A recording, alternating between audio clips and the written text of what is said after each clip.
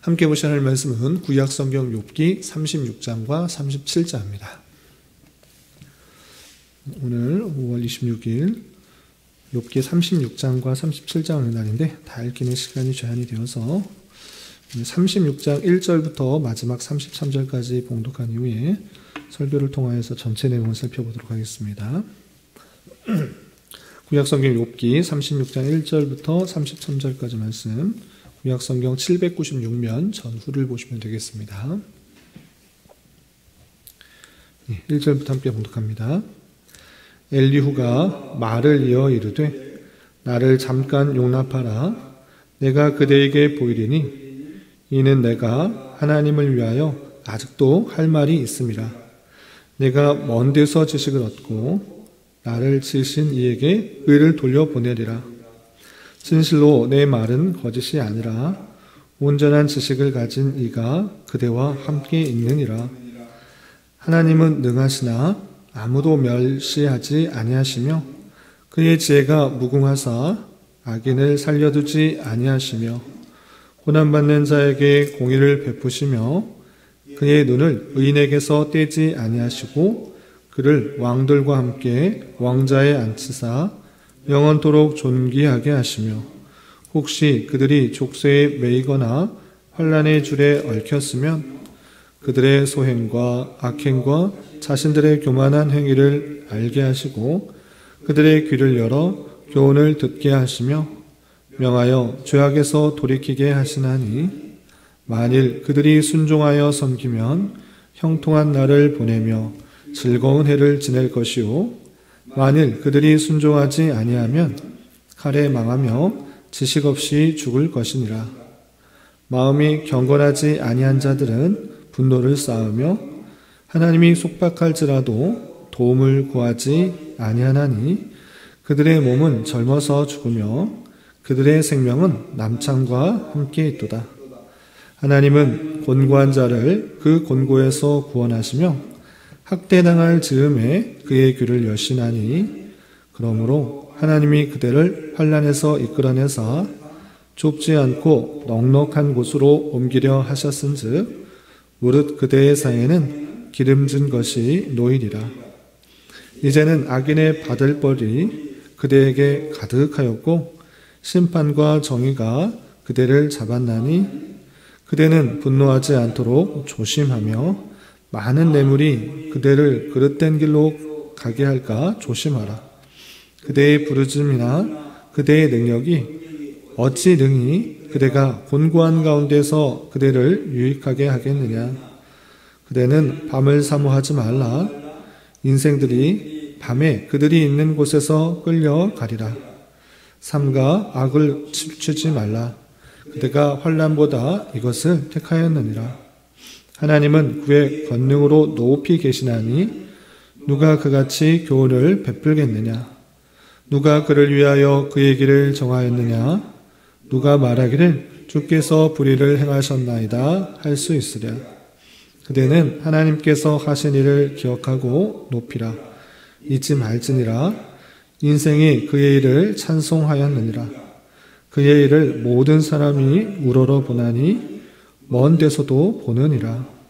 하나님은 높으시니 우리가 그를 알 수 없고 그의 횟수를 헤아릴 수 없느니라. 그가 물방울 가늘게 하시며 빗방울이 증발하여 안개가 되게 하시도다. 그것이 구름에서 내려 많은 사람에게 쏟아지느니라. 겹겹이 쌓인 구름과 그의 장막의 우레소리를 누가 능히 깨달으랴. 보라, 그가 번갯불을 자기 사면에 펼치시며 바다 밑까지 비치시고 이런 것들을 만민을 심판하시며 음식을 풍성하게 주시느니라. 그가 번갯불을 손바닥 안에 넣으시고 그가 번갯불을 명령하사 관역을 치시도다. 그의 우레가 다가오는 폭우를 알려주니 가축들이 그 다가옴을 아느니라. 아멘. 네, 감사합니다. 오늘 말씀 읽기 본문은 욥기 36장과 37장입니다.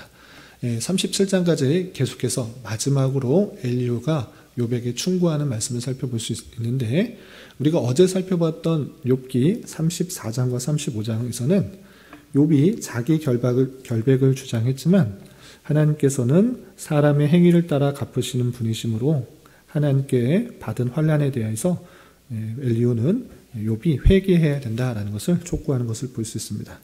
그리고 인간은 자기가 선하다 생각할 수 있지만 하나님 앞에서 어떤 도움도 받으시지 않고 어떤 능력을 받으실 분이 아니시고 하나님 앞에서는 인간은 악할 수밖에 없다라는 것을 강조하는 그 모습을 볼 수 있었습니다.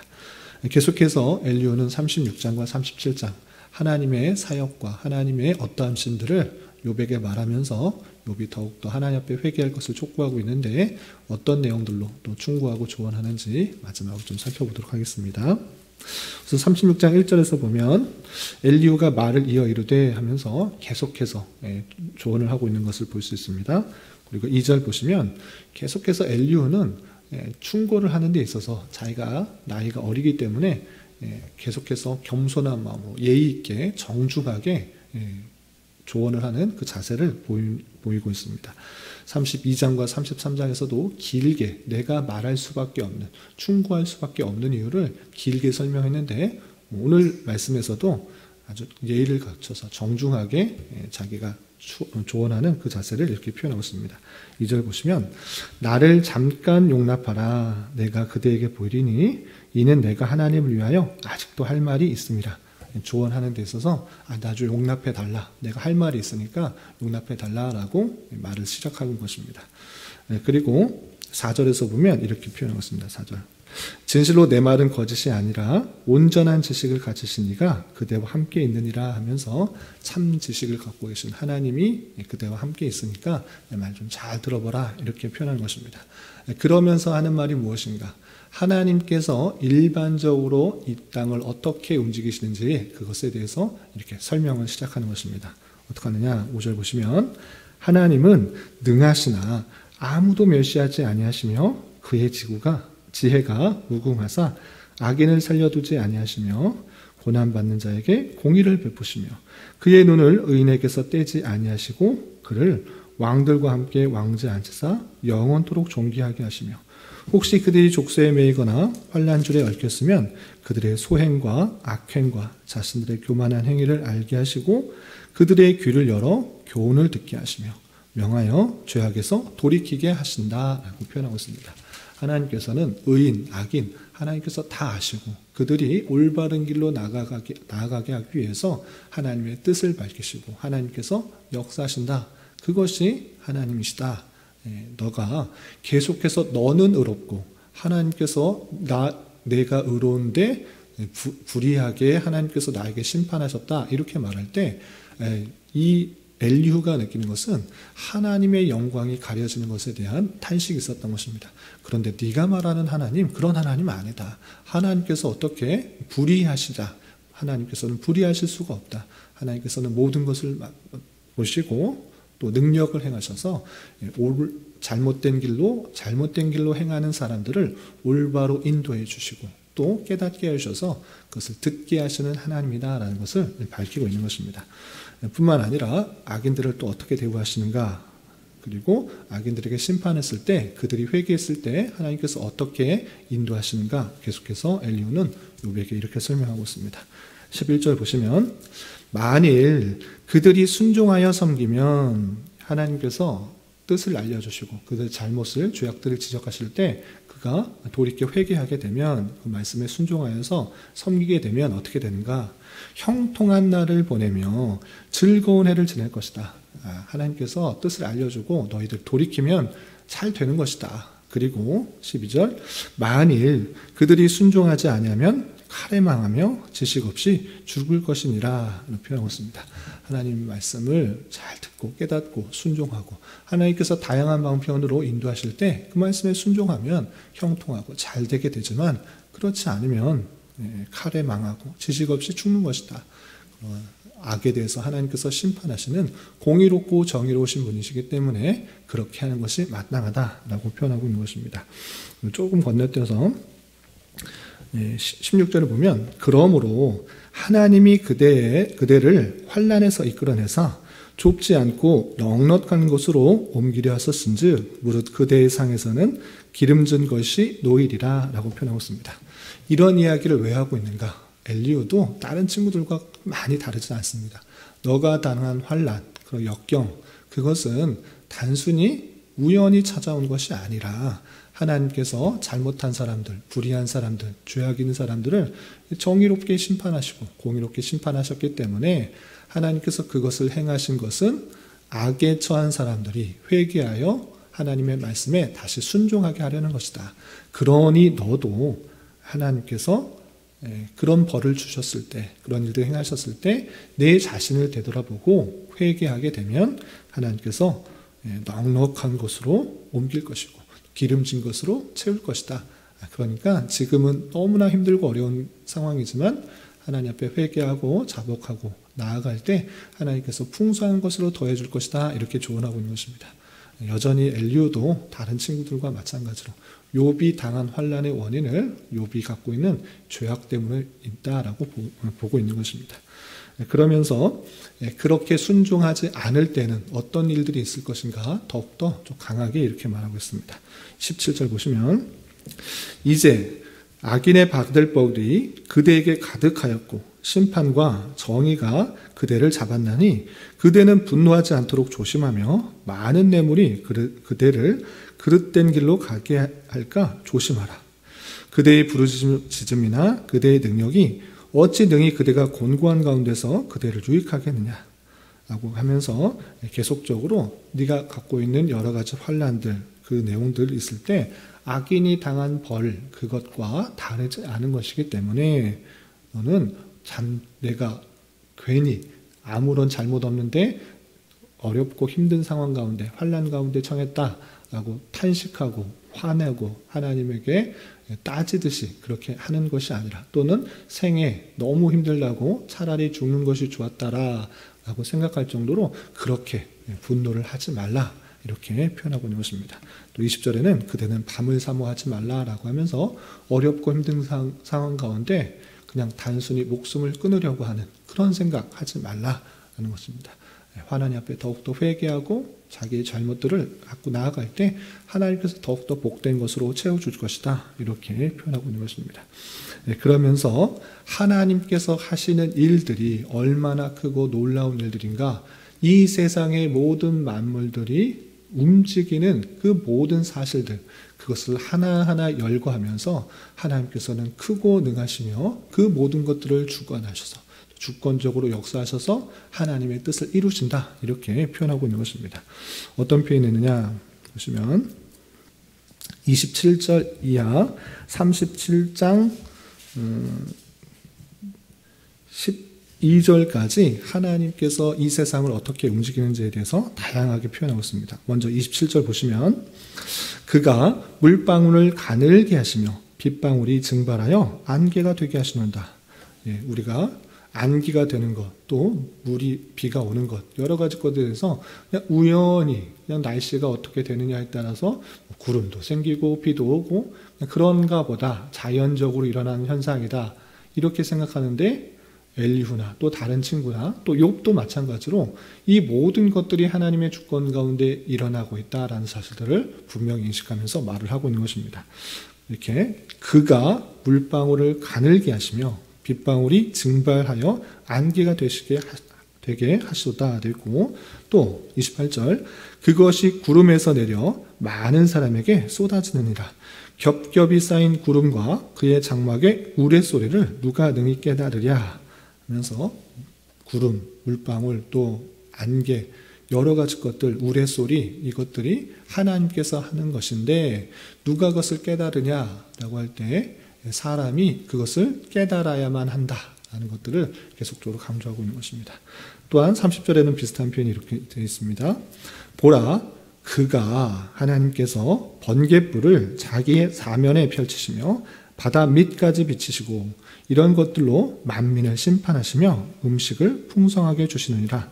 번개를 치셔서 바다 세계 그 번개가 미치는 곳까지 하게 하시는 것을 통해서 하나님께서 그 심판을 나타내실 때 이런 방식도 하신다. 번개를 치시면서 만민이 하나님 앞에 복종하고 따라야 될 것을 그 위험들을 이런 식으로도 표현한다라는 것입니다. 그리고 32절에는 이런 표현도 있습니다. 그가 번갯불을 손바닥 안에 넣으시고 그가 번갯불을 명령하사 관역을 치시도다. 33절 그의 우레가 다가오는 풍우를 알려주니 가축들도 그가 그 다가옴을 아느니라. 그래서 번갯불을 명령하고 또 관역을 친다. 이런 표현들 우리는 번갯불이 어떻게 칠지 어디서 칠지 전혀 알 수가 없습니다. 그러나 이 엘리후의 고백 속에서는 하나님께서 그 번갯불을 손바닥 안에 넣고 관역을 마치듯이 치는 것이다. 이런 식으로 표현하고 있는 것입니다. 물론 시적인 표현입니다. 손바닥, 하나님께서 손바닥을 갖고 계시는 것이 아님에도 불구하고 사람이 이해하기 쉬운 방식으로 그런 방식으로 설명을 하고 있는데 번갯불을 손바닥에 넣어서 또 관역을 치시듯이 번갯불을 치신다. 이런 식으로 표현하고 있는 것입니다. 하나님의 주권 가운데 이 번갯불조차도 하나님의 운행 가운데 있음을 고백하고 있고 또 심판의 도구로도 사용하신다. 이런 식으로 표현하고 있는 것입니다. 또한 어떤 표현도 있는가? 37장을 보시면 이런 표현도 있습니다. 3절 보시면 그 소리를 천하에 펼치시며 번갯불을 땅끝까지 이르게 하시고 번갯불, 번개가 칠 때, 천둥이 칠 때 그 소리를 말하는 것입니다. 번갯불만 아니라 그 천둥 소리가 땅끝까지 이르게 돼서 하나님의 위엄을 나타내신다. 이렇게 표현하는 것입니다. 계속해서 4절 보시면 그 후에 음성을 발하시며 그의 위엄찬 소리로 천둥을 치시며 그 음성이 들릴 때 번개를 멈추게 아니하시느니라. 또 6절 보시면 천둥 번개 이것에 그치는 것이 아니라 또 기상현상도 말하고 있습니다. 또 다른 기상현상을 말하고 있습니다. 6절 보시면 눈을 명하여 땅에 내리라 하시며 적은 비도와 큰 비도 내리게 명하시느니라. 눈도 적은 비, 큰 비 이 모든 것도 하나님의 명령에 의해서 내리게 되는 것이다 라고 표현하고 있고요. 좀 더 건너뛰어서 9절에는 이런 표현이 있습니다. 9절 폭풍우는 그 밀실에서 나오고 추위는 북풍을 타고 오느니라 라고 하면서 폭우가 내릴 때도 하나님께서 그걸 다 숨겨놓으셨다가 밀실에 숨겨놓으셨다가 하나님께서 하고자 하시는 때에 그것을 내보내서 폭풍을 내리게 하시는 것이다. 이런 식으로 시적으로 표현하는 것을 볼 수 있습니다. 또한 10절 보시면 이런 표현도 있습니다. 하나님의 입김이 얼음을 얼게 하고 물의 너비를 줄어들게 하느니라. 얼음이 어는 것, 물이 줄거나 또 늘거나 이 모든 것들이 하나님의 능력 가운데 섭리 가운데 있다라고 표현하고 있는 것입니다. 또 11절 12절 보시면 또한 그는 구름에 습기를 실으시고 구름 자체 그것에 습기를 실는다. 약간 시적인 표현인데 구름에 습기를 실으시고 그의 번개로 구름을 흩어지게 하시느니라. 구름이 생겼다가 번개치고 또 구름이 없어지는 그 모든 것들이 하나님의 주권 가운데 있다는 것을 약간 시적으로 계속적으로 설명하고 있는 것입니다. 또 12절 그는 감싸고 도시며 그들의 할 일을 조종하시느니라. 그는 땅과 육지 표면에 있는 모든 자들에게 명령하시느니라 라고 하면서 지금 나와 있는 물, 구름, 빗방울, 번개, 우레, 또 천둥, 큰 비, 작은 비, 눈, 추위, 폭풍우 등등등 기상의 모든 상황들을 일들을 하나님의 주권 가운데 하나님께서 명령하심으로 하나님의 뜻 가운데 운행하신다라는 것을 설명하고 있는 것입니다. 그렇다면 왜 엘리후는 왜 기상현상, 다양한 현상들에 대해서 하나님의 주권 가운데 이것을 일어나게 하신다라고 계속적으로 길게 설명하였는가? 그것은 다름 아니라 그 모든 자연적인 현상도 하나님의 주권 가운데 이용하셔서 하나님께서 징계하시는 방편으로 하나님께서 뜻을 드러내는 방편으로 사용하신다라는 것을 밝히려고 하는 것입니다. 어떤 표현인가? 13절 결론적으로 이것을 왜 말하는가? 13절 보시면 혹은 징계를 위하여 혹은 땅을 위하여 혹은 긍휼을 위하여 그가 이런 일을 생기게 하시느니라. 그냥 우연히 일어나는 것이 아니라 하나님께서 징계를 내리는 방편으로 이렇게 번개나 천둥이 치게도 할 수도 있고 또는 땅에 그런 가뭄을 위하여서 비를 만들게 하시기도 하고 여러 가지 일들을 행하신다. 또 긍휼을 베풀기 위해서 이렇게 모든 자연 현상과 같은 것들을 하나님의 주권 가운데 운행하신다라는 것을 보여주는 것입니다. 이렇게 하나님의 능력 가운데서는 우리가 생각하지 못하는 그 모든 하나하나까지 하나님의 뜻을 위하여 이루어진다라는 것을 엘리후는 설명하는 것입니다. 그렇기 때문에 인간으로서의 자세는 어떠해야 되는가? 내가 많은 것을 알고 또 하나님을 잘 안다 이렇게 생각하고 교만할 것이 아니라 자만할 것이 아니라 늘 이런 하나님의 역사를 보며 겸손해야 될 것을 강조하고 있는 것입니다. 어떻게 표현하는가 몇 구절만 보겠습니다. 14절 보시면 욥이여 이것을 듣고 가만히 서서 하나님의 오묘한 일을 깨달으라. 너 원망 불평하지 말고 삶이 힘들다 하지 말고 낙담하지 말고 내가 무슨 잘못했느냐 하나님께 따지지 말고 하나님의 놀라운 섭리를 좀 살펴볼 줄 아는 사람이 되어라 라는 것입니다. 그리고 15절 하나님이 이런 것들을 명령하셔서 그 구름의 번개로 번쩍거리게 하시는 것을 그대가 아느냐? 그대는 겹겹이 쌓인 구름과 완전한 지식의 경이로움을 아느냐? 라고 하면서 계속적으로 또 17절에서도 그대가 아느냐? 18절에서도 그대는 할 수 있겠느냐? 라고 하면서 욥이 모든 것을 다 아는 듯이 그렇게 말하지 말라. 하나님께서는 그 모든 것을 행하시는 분이시다라는 것들을 표현하고 있는 것입니다. 그리고 결론적으로 엘리후가 말하고 싶은 것은 무엇인가? 끝에 보면 이런 표현이 있습니다. 23절, 24절. 전능자를 우리가 찾을 수 없나니 그는 권능이 지극히 크사 정의나 무한한 공의를 굽히지 아니하심이라. 그러므로 사람들은 그를 경외하고 그는 스스로 지혜롭다 하는 모든 자를 무시하느니라 라고 표현하고 있습니다. 전능자를 우리가 찾을 수 없다. 또 36장 26절에서도 하나님은 높으시니 우리가 그를 알 수 없고 그의 횟수를 헤아릴 수 없다. 이렇게 표현하고 있는 것입니다. 하나님께서 행하신 그 모든 일들이 하나님의 주권 가운데 하나님의 뜻을 이루는 방편으로 사용하기 때문에 제한적인 인간으로서는 그 하나님의 모든 것을 헤아릴 수가 없고 깨달을 수가 없으니 우리가 스스로 지혜롭다 여기지 말아야 된다라고 엘리후가 말하고 있는 조언하고 있는 모습을 마지막으로 이렇게 살펴볼 수가 있었습니다. 이 엘리후의 말, 이 말 그 자체는 완전하다고 말 수는 없지만 아주 중요한 말입니다. 인간의 제한성과 하나님의 무한성 그리고 하나님의 주권 가운데 모든 세계가 운행되어져 있고 하나님께서는 선악간에 그 심판을 하시고 또 공의를 이루시고 악한 자를 벌하시기 때문에 인간으로서는 죄된 인간으로서는 죄를 회개하고 하나님 앞에 나아갈 때 하나님께서 주시는 평안함과 넉넉한 것으로 삶을 살아갈 수 있는 일반적인 지식에 대해서는 옳은 표현이라고 할 수 있습니다. 그럼에도 불구하고 욥이 당한 환난과 정확히 맞지 않는다는 사실들을 우리는 함께 생각할 수 있어야 됩니다. 그런데 우리는 36장과 37장 엘리후가 조언했던 그 말씀을 통해서 우리는 많은 것들을 또 도전받고 교훈받게 되는 것입니다. 그건 무엇이냐? 엘리후가 조언했던 것처럼 하나님께서는 우레도 비도 눈도 안개도 다 주관하셔서 하나님의 뜻을 이루는 방편으로 사용하신다라는 그 말씀들 우리는 잘 생각해 봐야 될 것입니다. 그렇기 때문에 우리는 어떠한 자세를 가야 되는가라고 할 때 우리에게 닥치는 다양한 상황 속에서 하나님께서 원하시는 섭리의 형편은 무엇인가, 하나님께서 뜻하는 것이 무엇인가를 잘 민감하게 반응할 수 있어야 될 것입니다. 하나님께서 혹여나 나에게 닥치는 일들이, 그런 어려움과 환난들이 또는 기상현상과 예기치 못한 상황들을 만나게 되면서 혹여나 나를 깨닫게 하시는 형편은 아닌지 살펴봐야 될 것입니다. 그런데 여기서도 조심해야 될 것이 있습니다. 안 좋은 일이 생겼다고 해서 항상 하나님께서 나를 징벌하셨다 이런 식으로 생각해서는 안 될 것입니다.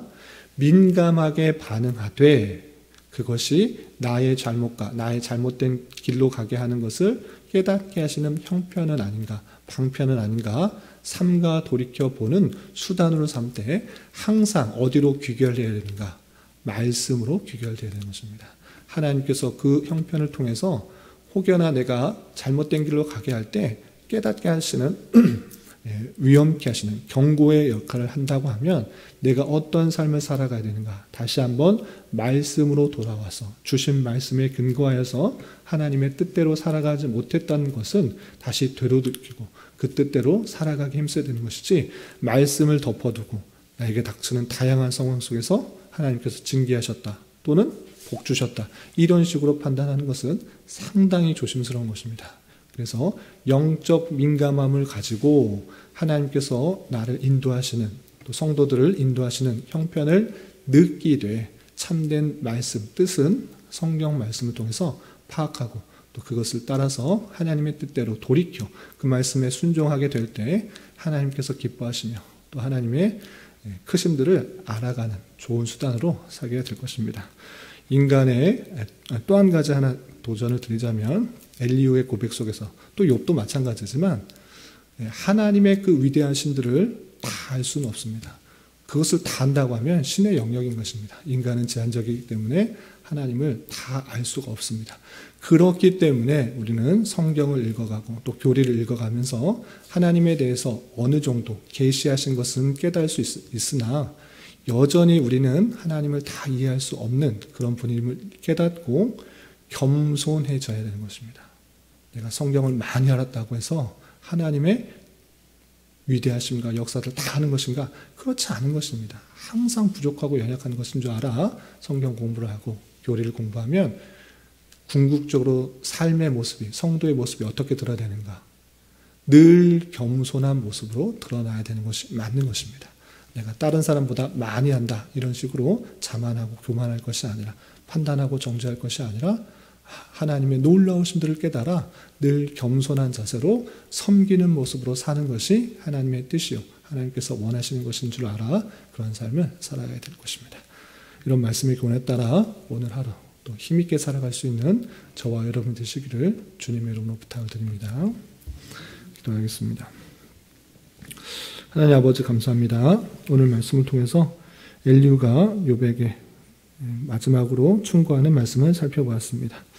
이런 말씀을 대하는 자로서 하나님의 선하심과 의로우심을 잘 깨닫게 하시고 이 세상 모든 만물을 주관하시며 다스리시는 하나님의 위대하심과 존귀하심을 잘 깨달아 더욱더 주님만을 경외하고 나의 부족함과 연약함을 깨달아 겸손히 주님만을 의지하며 살아가는 자 되게 하여 주시고 또한 다양한 손길들을 통하여서 우리를 바른 길로 인도하여 주시는 하나님의 놀라우신 사랑과 인도하심을 굳게 믿고 우리에게 주어진 길을 잘 감당할 수 있도록 인도하여 주시옵소서. 주님, 5월은 가정의 달로 보내고 있습니다. 각 가정 안에서 주님 안에서 서로 이해와 용납이 풍성하게 드러나게 하여 주시고 여러 가지 어려움들이 찾아올 때 서로를 위하여 더욱더 기도하며 주님만을 찾는 가정 될 수 있도록 인도하여 주시옵소서. 주님, 교회 내 육체의 질병과 연약함으로 어렵고 힘든 가운데 있는 여러 성도들이 있사오니 주님 지켜주셔서 건강하게 잘 치유되고 회복될 수 있도록 인도하여 주시고 직장과 사업장의 문제로 가족의 전도와 신앙을 위해 아이의 임신과 남편의 사업을 위해 주님께 간절히 부르시며 나아가는 여러 지체들이 있사오니 주님 그들과 함께 하여 주시고 그들의 기도 응답해 주시사 우리의 기대와 소망보다 훨씬 더 풍성한 것들로 채워주시는 하나님을 깊이 경험할 수 있는 기회 되도록 인도하여 주시옵소서. 오늘 저녁에 있는 금요 기도의 시간에도 주님 함께하여 줄 줄 믿으며 이 시간 각자 간절히 간구하는 기도 제목 주님께서 들으시고 가장 선한 것들로 응답하여 주시옵소서. 예수님의 이름으로 기도 올리옵나이다. 아멘.